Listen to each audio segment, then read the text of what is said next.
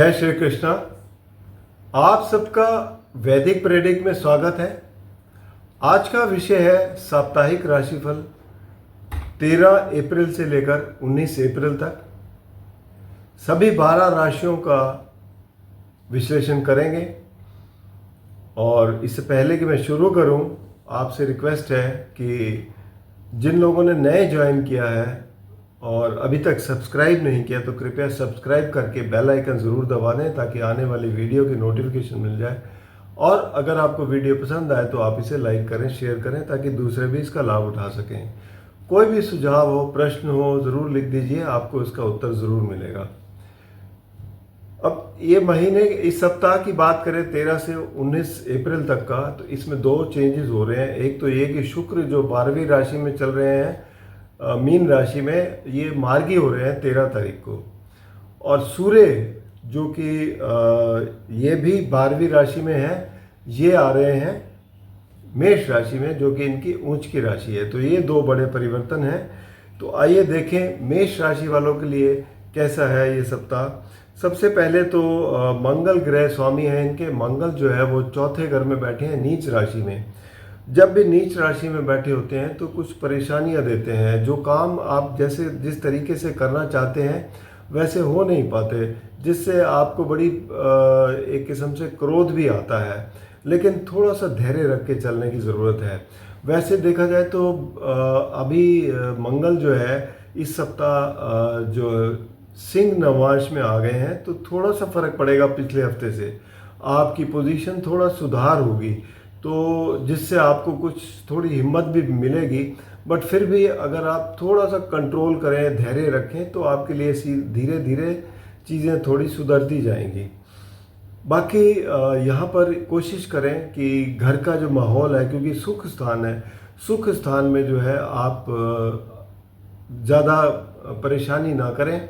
इससे घर में जो है कलह मचती है, जिस वजह से आपको परेशानी हो सकती है। धन भाव की बात करें तो धन भाव में गुरु बैठे हुए हैं और ये हैं आपके भाग्य स्थान के और द्वादश भाव के स्वामी। और गुरु का राशि परिवर्तन है शुक्र के साथ, जो 12वें घर में बैठे हैं। तो धन का भी लाभ हो रहा है एक तरफ, तो एक तरफ व्यय भी हो रहा है। तो एक सिचुएशन बैलेंस सी बनी हुई है, कोई परेशानी की बात नहीं है।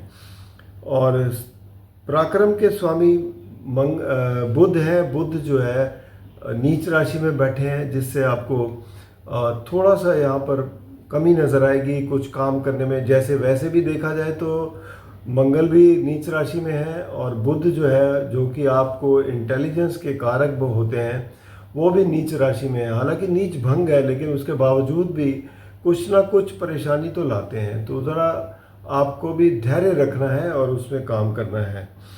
ओवरऑल स्थिति पार्टनरशिप के मामले में वो भी आपके खर्चे करवाएगी। और कार्यक्षेत्र की जहाँ तक बात करें तो कार्यक्षेत्र के स्वामी शनि देव हैं, जो 12वें घर में आए हैं। तो कुछ क्योंकि अभी आए हैं, कुछ बड़े बदलाव। शनि देव जो कि 12वें घर में आए हैं, ये कुछ क्योंकि 2.5 साल रहेंगे यहाँ पर, आपके कार्य से संबंधित कुछ बड़े बदलाव लेके आएंगे। तो उसके लिए ज़रूर तैयार रहिएगा। बाकी आपके लिए परेशानियाँ थोड़ी बहुत है, उसको धैर्य से चलें तो ठीक रहेगा। बाकी वृषभ राशि की बात करें तो वृषभ राशि के लिए शुक्र स्वामी हैं और 11वें घर में बैठे हैं। और बाकी 4 ग्रहों के साथ और भी हैं, क्योंकि शनि देव भी 11वें घर में आ गए हैं मीन राशि में। तो ये आपके लिए परिस्थिति काफ़ी अच्छी है, जो आपको एक प्रोग्रेसिव तरीके की प्रोग्रेस करने की ओर ले जाएगी। धन का भी बहुत अच्छा लाभ होगा, स्वास्थ्य अच्छा रहेगा और ये स्थिति आपके लिए बहुत अच्छी है। गुरु बैठे हुए हैं आपकी पहली जो आपकी राशि पर, और 8वें घर के स्वामी हैं। हालांकि फंक्शनल मैलेफिक है, लेकिन फिर भी आपके यहाँ जो पहले घर में गुरु जो है एक नेचुरल सौम्य ग्रह हैं, वो पहले घर में दिग्बली होते हैं। तो ओवरऑल आपकी पर्सनालिटी काफ़ी अच्छी रहेगी और आपको फ़ायदा ही देंगे। जहाँ तक मंगल नीच के बैठे हैं 3रे घर में, तो भाई बहनों के साथ संबंध थोड़े से आपको तालमेल बना के चलने की ज़रूरत है। चाहे वो आपके साथ काम करने वाले लोग हैं या पड़ोसी हैं, उन सब के साथ थोड़ा समन्वय बना के चलेंगे तो परेशानियां कम होंगी। और जहाँ तक देखा जाए तो सुख स्थान की बात है तो यहाँ पर सूर्य स्वामी है। सूर्य जो है वो 11वें घर में बैठे हैं, 11वें घर से ये ऑपरेट करेंगे, तो 11वां घर बहुत अच्छा है, तो ये आपको फ़ायदा ही देंगे। तो ओवरऑल अगर पार्टनरशिप की बात करें तो पार्टनरशिप के मामले मंगल से देखे जाएंगे। मंगल क्योंकि नीच राशि में बैठे हैं तो यहाँ पर थोड़ी परेशानियाँ आ सकती हैं, कुछ मनमुटाव हो सकता है, उसको आप बड़े ध्यानपूर्वक चलें। और जो कुछ भी आपके डिफरेंसेस हैं पार्टनर्स के या पति पत्नी के बीच में, उनको एक एमिकेबली जो है उसको निपटाने की कोशिश करें ताकि आपके लिए परेशानी का कारण ना बने। ये आपके लिए पॉइंट है, इस महीने थोड़ा सा यहाँ ध्यान रखने की ज़रूरत है। कार्यक्षेत्र के स्वामी जैसे कि शनिदेव हैं, शनिदेव एकादश भाव में बैठे हैं, हालांकि राहु के साथ है, थोड़ा सा अभी श्रापित सा योग है, कुछ परेशानियाँ आ सकती हैं, लेकिन फिर भी यहाँ पर आपको फ़ायदा ही देंगे, कोई नुकसान ऐसा बड़ा नहीं देने वाले। तो ओवरऑल वृषभ राशि वालों की स्थिति काफ़ी अच्छी है। अब मिथुन राशि की बात करें तो मिथुन राशि के स्वामी बुध हैं, जो कि नीच राशि में 10वें घर में बैठे हैं 4 और ग्रहों के साथ, नीच भंग भी हो रहा है। तो यहाँ पर देखा जाए तो नीच जब होते हैं तो शुरू में परेशानियाँ आती हैं, उसके बाद जो नीच भंग का मतलब यही होता है कि उस परेशानी से बाहर निकलवा देते हैं। तो ये परिस्थिति है, तो आपको थोड़ा सा धैर्य करके अपने कार्य क्षेत्र में फोकस करके चलें तो आपके लिए परेशानियां कम होंगी। बाकी स्वास्थ्य के मामले में आपके लिए कोई परेशानी नहीं है, ठीक ठाक रहेगा। धन की बात करें तो धन के मालिक जो हैं चंद्रदेव हैं, चंद्रदेव का गोचर जो है वो तुला राशि में शुरू हो रहा है, जो कि आपका पंचम भाव है। तो यहाँ पर धन की स्थिति काफ़ी अच्छी है आपके लिए और ठीक है। ये इस सप्ताह धनु राशि पे क्लोज करेंगे ओवरऑल तो सप्तम भाव में, तो स्थिति आपके लिए धन के मामले में काफ़ी अच्छी रहने वाली है। पारिवारिक स्तर में वो भी समय भी अच्छा रहेगा। यहाँ पर मंगल बैठे हुए हैं आपके धन भाव में। अब धन भाव में जब मंगल नीच के बैठे हों तो आपको धन का खर्चा भी करवाते हैं, हालांकि धन का लाभ भी देंगे क्योंकि आय भाव के भी स्वामी हैं, लेकिन खर्चे भी करवाएंगे। और दूसरा, अपनी वाणी पर भी थोड़ा सा आप नरमी से चलेंगे, क्योंकि क्रोध करने से आपकी वाणी पे भी असर पड़ेगा, तो इस बात का ज़रा ध्यान रखने की ज़रूरत है। बच्चों की बात करें तो बच्चे जो है काफ़ी अच्छा कर पाएंगे, और क्योंकि बुध की दृष्टि भी है चौथे घर पर, सुख में कोई कमी नहीं है। पार्टनरशिप के स्थान पे जैसे देखा जाए तो गुरु स्वामी हैं, गुरु जो है वृषभ राशि में बैठे हुए हैं, जो कि 12वां घर है। और वृषभ राशि में देखा जाए तो आपके लिए कोई हो सकता है खर्चे करने पड़ जाएं पार्टनरशिप के मामलों में, पति पत्नी के रिश्तों के मामले में भी यहाँ भी खर्चे हो सकते हैं। तो हो सकता है आप कोई धार्मिक यात्रा पे भी जाएं, ऐसा भी हो सकता है। या आप अगर कोई विदेश से जुड़े कोई काम करते हैं तो उसमें फ़ायदा भी हो सकता है। ये सब चीज़ें देखने की होती हैं। और गुरु की दृष्टि चौथे घर पर है, जो सुख में वृद्धि करेंगे, तो ये एक अच्छी स्थिति है। बाकी कार्यक्षेत्र की जहाँ तक बात करें तो गुरु ही स्वामी हैं, गुरु 12वें घर में बैठे हैं, तो यहाँ पर आपको कार्यक्षेत्र में जो भी बदलाव आते हैं उस पर फोकस होकर काम करिए, ताकि जो भी आपके फ़ायदे के लिए हो उसको अपनाएं और बाकी को छोड़ दें। तो इस बात का आपको ध्यान रखना है। अब बात करेंगे कर्क राशि की। तो कर्क राशि के स्वामी चंद्र हैं, चंद्र का गोचर चौथे भाव से शुरू हो रहा है तुला राशि से, और यहाँ से ये कह सकते हैं गुरु बैठे हुए हैं 11वें घर में, शुक्र और बाकी ग्रह जो है वो 9वें भाव में बैठे हैं। तो यहाँ स्थिति बहुत अच्छी है आपके लिए, जो कि धन का भी लाभ दे रही है, भाग्य का भी काफ़ी साथ मिल रहा है। धन के मामले में आपको बहुत अच्छे फ़ायदे मिल रहे हैं, क्योंकि सूर्य जो है वो बेसिकली 9वें भाव में है, तो ये भी एक बहुत अच्छी स्थिति है। ओवरऑल कर्क राशि वालों के लिए ये फ़ायदेमंद सप्ताह है, इसमें कोई चिंता की बात नहीं है। सिंह राशि की बात करें आगे, तो सिंह राशि के स्वामी सूर्य हैं, सूर्य 8वें घर में बैठे हैं। 8वां घर थोड़ा सा कमज़ोर स्थिति कही जाती है, तो आपको स्वास्थ्य का भी ध्यान रखना है, अपने जो भी डीलिंग करते हैं उसका भी ध्यान रखें, अपनी वैल्यूएबल चीज़ों का भी बड़े संभाल के चलें, वाद विवाद में ना पड़ें किसी के साथ, और कोर्ट कचहरी के केस हों तो उन्हें प्रॉपरली हैंडल करें। ये सब चीज़ें करेंगे तो आपके लिए परेशानियां कम होंगी। इसके बाद देखा जाए तो सूर्य जो है जब राशि परिवर्तन कर लेंगे, 14 तारीख को ही परिवर्तन करेंगे और ये आ जाएंगे आपके मेष राशि में। तो मेष राशि में आते ही आपके लिए परिस्थितियां बदल जाएंगी। तो ओवरऑल आपके लिए सिर्फ एक दिन की बात है, बाकी तो उसके बाद ये सूर्य की स्थिति अच्छी हो जाएगी, स्वास्थ्य में भी सुधार होगा और आपको फ़ायदा देने लगेंगे। बाकी धन भाव की बात करें तो धन भाव के स्वामी बुध हैं, बुध की दृष्टि भी है धन भाव पर, लेकिन 8वें घर में बैठे हैं तो अचानक से कोई खर्चे भी करवा सकते हैं, क्योंकि नीच राशि में हैं तो खर्चे भी करवा सकते हैं। तो धन के मामलों में थोड़ा सा संभल कर चलने की ज़रूरत है। पारिवारिक स्थिति ठीक ठाक रहेगी। और तीसरे घर के स्वामी जो है वो है आपके शुक्र क्योंकि 8वें घर में बैठे हैं तो पराक्रम में भी थोड़ी बहुत कमी दिखाई देगी। तो लेजीनेस को दूर करें और अपने काम पर फोकस करें ताकि आपको इन परेशानियों से बचकर आप अपने काम पर ध्यान दे सकें।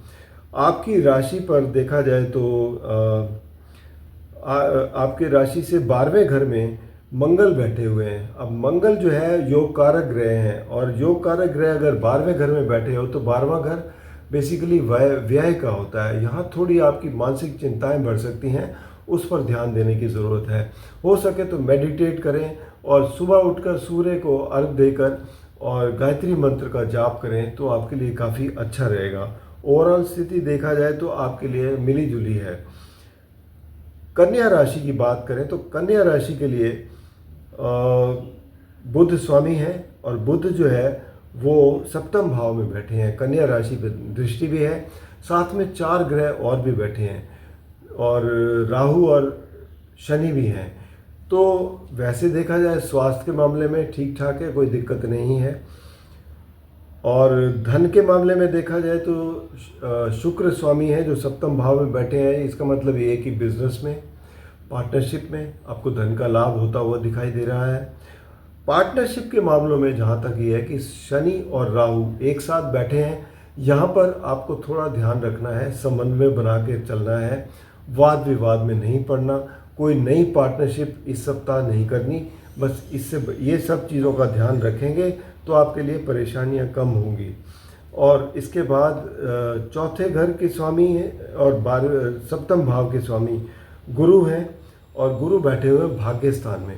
तो भाग्य स्थान में जब गुरु बैठते हैं तो प्रॉपर्टी में भी लाभ मिलेगा, घर में भी सुख शांति रहेगी और पार्टनरशिप वगैरह में भी ठीक ठाक रहेगा। बस सिर्फ यही है कि आपको वाद विवाद से बचना है। वैसे देखा जाए तो गुरु और शुक्र के बीच में राशि परिवर्तन भी है, तो ओवरऑल फ़ायदे वाली सिचुएशन है। तो कन्या राशि वालों के लिए ओवरऑल स्थिति तो अच्छी है, तो यहाँ पर आपको चिंता करने की कोई ज़रूरत नहीं है। बाकी अब बात करेंगे मंगल भी, क्योंकि नीच राशि में 11वें घर में बैठे हैं तो 11वें घर में बैठकर आपको फ़ायदा ही दे रहे हैं। अब बात करेंगे तुला राशि की। तुला राशि के स्वामी शुक्र हैं। शुक्र जो है वो बैठे हुए हैं 6ठे घर में ऊंच की राशि में, साथ में 4 ग्रह और भी हैं। तो यहाँ पर 6ठे घर में आपको रोग रिपू ऋण इन सब से तो बचा कर रखेंगे, लेकिन आपको अपने स्वास्थ्य का थोड़ा सा ध्यान देने की ज़रूरत है। और दूसरा, आपके कोई अगर रिलेशनशिप के मामले हो तो उसमें वाद विवाद में बचने की कोशिश करें। 7वें भाव के स्वामी हैं मंगल। मंगल जो है वो बैठे हुए हैं आपके 10वें भाव में और नीच के हैं। तो एक तो कार्यस्थल में भी आपको जो अपने सीनियर्स के साथ या जूनियर्स के साथ थोड़ा तालमेल बना के चलनी है, काम पर फोकस रखना है, तो आपके लिए परेशानियां कम हो जाएंगी। और क्योंकि यहाँ पर वैसे देखा जाए तो मंगल बली होते हैं, लेकिन कई बार क्या होता है कि जब नीच के हों तो आप जिस तरीके से काम करना चाहते हैं वैसे कर नहीं पाते, जिससे परेशानी बढ़ जाती है। थोड़ा धैर्य रखें। और पार्टनरशिप की जहाँ तक बात है तो पार्टनरशिप के मामलों में भी आपको थोड़ा सा ध्यान रख के चलना है। और क्योंकि स्वामी मंगल हैं और यहाँ पर आपको जो भी आप वाद विवाद हो, अगर कोई भी चीज़ हो, डिसएग्रीमेंट हो, तो बड़े प्रेम से उसको सुलटाने की कोशिश करें। यात्राएं अगर आती हैं बिजनेस के मामले में तो उसमें भी आपको थोड़ा सा ज़्यादा फोकस करके चलने की ज़रूरत है। अगर बहुत ज़रूरी हो तो जाएं, अदरवाइज हो सके तो डिले कर दें। बाकी ओवरऑल स्थिति जो है तुला राशि वालों के लिए काफ़ी अच्छी है, क्योंकि शनि और राहु की युति छठे घर में है, आपको दुश्मनों पर विजय दिलाएंगे। और गुरु बैठे हुए हैं आठवें घर में, जो कि छठे घर के स्वामी हैं। आठवें घर में बैठकर विपरीत राजयोग बनाते हैं। वैसे कमज़ोर स्थिति होती है आठवें घर में, लेकिन विपरीत राजयोग बनाते हैं, इसका मतलब ये कि कोई भी परेशानी आती है तो उससे बाहर भी निकाल देंगे। तो ये स्थिति बनती है। तो बाकी तुला राशि वालों के लिए सप्ताह काफ़ी अच्छा है। वृश्चिक राशि की बात करें तो वृश्चिक राशि के लिए मंगल जो है राशि स्वामी हैं, जो कि नवम भाव में नीच की राशि में बैठे हैं। नीच की राशि में, लेकिन नवम भाव में। नवम भाव बहुत अच्छा भाव है। तो बस सिर्फ आपको एक काम करना है कि अपना स्वास्थ्य का भी ध्यान रखना है, पिता के स्वास्थ्य का भी ध्यान रखना है। इतना करें, बाकी और कोई दिक्कत नहीं है। धन भाव के स्वामी हैं गुरु, और गुरु बैठे हुए हैं सप्तम भाव में। सप्तम भाव में और साथ में धन भाव में आपके बैठे हुए हैं, चौथे घर में बैठे हैं शुक्र और 4 ग्रह। और तो इनका गुरु और शुक्र का आपस में राशि परिवर्तन भी है, जो आपको पार्टनरशिप में भी लाभ देता है और सुख में भी वृद्धि करता है। लेकिन सुख स्थान में शनि और राहु की भी युति है। इसमें आपको थोड़ा सा यहाँ पर ध्यान रखना पड़ेगा, घर में कोई कलह ना हो, क्योंकि शनि और राहु का एक श्रापित योग होता है, उस पर ज़रूर ध्यान दें। पंचम भाव उच्च शिक्षा का है, क्रिएटिविटी का है, और यहाँ के स्वामी मंगल हैं, ये भी नीच के राशि के हैं। तो आपको यहाँ पर भी थोड़ा सा सतर्क रह के चलना है। कोई मानसिक तनाव हो तो उससे बचने की कोशिश करें। हनुमान चालीसा दिन में 2 बार ज़रूर पढ़ें, इससे आपको काफ़ी फ़ायदा मिलेगा। अब बात करेंगे धनु राशि की। तो धनु राशि के स्वामी हैं गुरु, और गुरु बैठे हुए हैं छठे घर में, और साथ ही में चौथे घर में बैठे हैं शुक्र और बाकी ग्रह जो हैं। तो यहाँ पर देखा जाए स्थिति आपके लिए एक किस्म से अच्छी है, और लेकिन चौथे घर में सुख में कमी ला सकते हैं। तो इस बात का थोड़ा सा आपको ध्यान रखना है, ताकि आपके लिए परेशानी कम हो। वैसे क्योंकि छठे घर में गुरु की स्थिति भी कमज़ोर होती है, लेकिन गुरु की दृष्टि कार्यक्षेत्र पर ये बहुत अच्छी है, और धन भाव पर है दृष्टि, तो धन में वृद्धि करेंगे। तो ये एक बहुत अच्छी है। कार्यस्थल की बात करें तो कार्यस्थल के स्वामी जो हैं वो बुध हैं। बुध की दृष्टि पड़ रही है कार्यस्थल पर, जो वहाँ मजबूती देंगे। तो यहाँ पर अपना फोकस करके चलते रहें, आपके लिए कोई बहुत बड़ी परेशानी वाली बात नहीं है। बस आप अपने घर के मामलों में ज़रूर ध्यान दें। अब बात करेंगे मकर राशि की। तो मकर राशि के स्वामी शनि देव हैं। शनि देव तीसरे घर में बैठे हैं राहु के साथ। पराक्रम आपका काफ़ी हाई है, और लेकिन भाई बहनों के साथ संबंध में थोड़ा सा आपको समन्वय बना के चलना है। उसमें थोड़ा सा ध्यान रखेंगे तो आपके लिए परेशानियां कम होंगी। और एक काम और करें कि यहाँ पर शनि की दृष्टि जो है पंचम भाव पर भी है, और पंचम भाव में गुरु भी बैठे हैं। साथ ही में गुरु और शुक्र के बीच में राशि परिवर्तन भी है। तो एक किस्म से देखा जाए तो पंचम भाव में थोड़ा सा आपको सपोर्ट मिलेगी गुरु की, जो आप कुछ भी एजुकेशन से सिलसिले में, बच्चों के मामलों में यहाँ आपको अच्छे परिणाम मिलेंगे।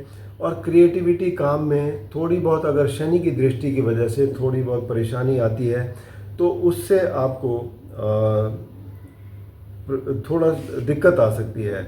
तो उसके लिए आप उपाय कर सकते हैं, जैसे हमेशा हनुमान जी की शरण में जाएं, हनुमान चालीसा पढ़ें, इससे आपको फ़ायदा मिलेगा। और बाकी देखा जाए तो दशम भाव जो कार्यक्षेत्र है उसके स्वामी जो है वो शुक्र हैं, और शुक्र तीसरे घर में बैठे हैं ऊंच के लिए। तो आप पराक्रम करने में पीछे नहीं हटेंगे। पराक्रम आपका अच्छा रहेगा, काम में आपका फोकस रहेगा, जिससे आपको कार्यक्षेत्र में फ़ायदा मिलेगा। तो ओवरऑल स्थिति मकर राशि वालों के लिए ठीक है, कोई दिक्कत नहीं है। अब बात करेंगे कुंभ राशि वालों की। तो कुंभ राशि वालों के लिए जो शनि देव बैठे हुए हैं दूसरे घर में, मीन राशि में बैठे हैं। 4 ग्रह और भी बैठे हैं, शुक्र भी हैं, राहु भी हैं। तो दूसरा घर परिवार का है, धन का है। तो यहाँ पर शनि और राहु की जो युति है वो थोड़ा परेशानी करती है परिवार में। आपको थोड़ा ध्यान रखना है अपनी वाणी पर भी, परिवार में भी आप नरमी से पेश आएंगे तो थोड़ा आपके लिए अच्छा रहेगा।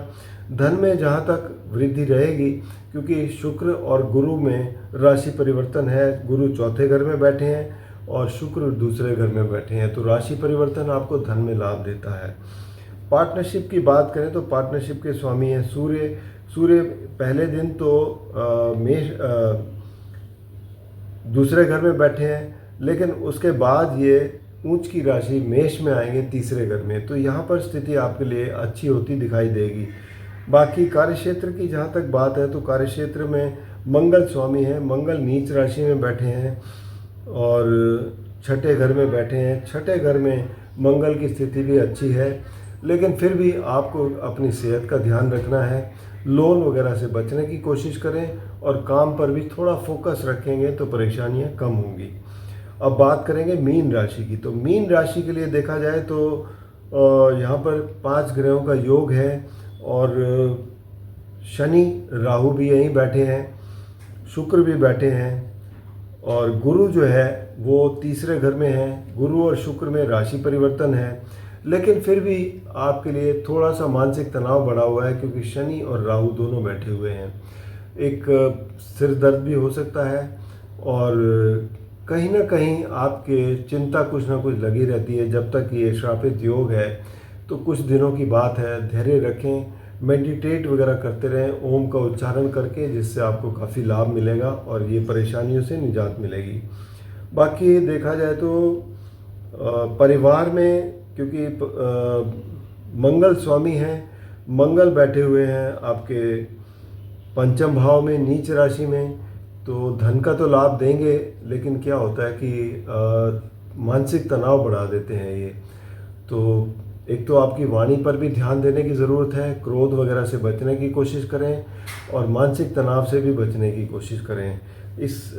इन सब चीज़ों से अगर बचेंगे, मेडिटेट वगैरह करेंगे तो ज़्यादा अच्छा रहेगा।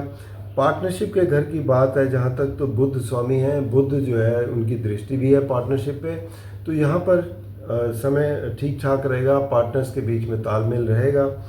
और कार्यक्षेत्र की जहाँ तक बात करूँ तो कार्यक्षेत्र के स्वामी जो हैं वो गुरु ही हैं और गुरु तीसरे घर में बैठे हैं, तो आप अपने ज्ञान से, अपने पराक्रम से आगे बढ़ेंगे और कार्यक्षेत्र में भी अपना मतलब सिक्का जमाएंगे। तो ओवरऑल स्थिति आपके लिए ठीक ठाक है, कोई परेशानी की बात नहीं है। थोड़ा बहुत जो मानसिक तनाव है उससे बचने की कोशिश करें तो आपके लिए समय अच्छा रहेगा। तो ये था 12 राशियों का राशिफल। बाकी अगर व्यक्तिगत रूप में कोई भी समस्या है तो आप नीचे दिए गए नंबर पर संपर्क करें या फिर vedicpredict@gmail.com पर अपनी जो है कुंडली के विश्लेषण के लिए जन्म की तिथि, समय वगैरह बताएं ताकि आपकी कुंडली का विश्लेषण किया जा सके। धन्यवाद।